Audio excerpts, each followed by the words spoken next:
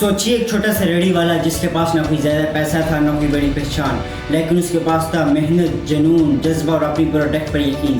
जी हाँ, हम बात कर रहे हैं KFC के बारे में, जो आज दुनिया का सबसे बड़ा फास्ट फूड ब्रांड है। ये सब कैसे हुआ? आइए इस कहानी से सीखते हैं कि किस तरह एक रेडी वाला दुनिया का सबसे बड़ा फास्ट फूड ब्रांड बन गया। 1940 की दहाई में कर्नल सैंडर्स KFC के बानी ने अपने चिकन मुनफरिद जायके को लेकर अपने बिजनेस का आगाज़ एक छोटी रेडी से किया।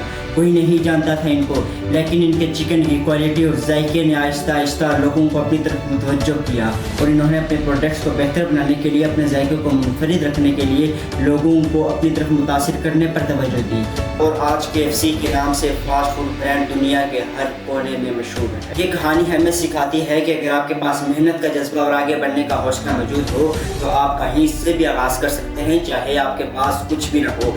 ये टेक्नोलॉजी का दौर है, आप घर बैठे अपने बिजनेस को गली मोहल्ले में नहीं, गली कूचे में नहीं, शहर में नहीं, गांव में नहीं, मुल्क में नहीं, बल्कि पूरी दुनिया के सामने ऑनलाइन ला सकते हैं। आप अपनी प्रोडक्ट्स को सोशल मीडिया मार्केटिंग के ज़रिए, डिजिटल मार्केटिंग के ज़रिए अलमी सतह पर पहुंचा सकते हैं। अब सवाल ये पैदा होता है कि क्या आप तैयार हैं? अगर हाँ तो आज ही जदोजहद शुरू करें और ये साबित करें कि आप KFC की तरह तारीख रकम कर सकते हैं। दोस्तों, दुनिया में मेहनत करने वालों के लिए कोई कमी नहीं थी। आपकी कहानी अगली KFC क्यों नहीं हो सकती?